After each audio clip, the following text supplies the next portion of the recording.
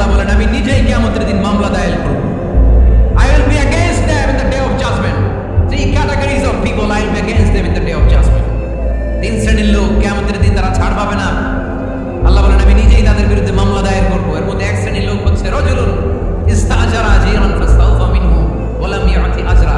একজন শ্রমিক ভাড়া করে তার কাছ থেকে কাজ নিয়েছে কিন্তু তার পারিশ্রমিক আদায় করে নাই। এরকম আছে না নাই?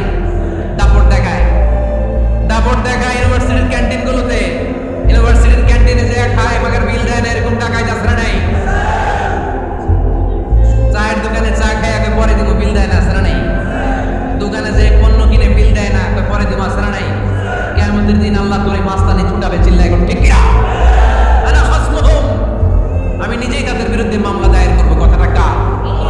এজন্য বিশ্বনবী বললেন খবরদার, মেহনতি মানুষ, খেটে খাওয়া মানুষ, এদের দোয়া কবুল হয়ে যায়।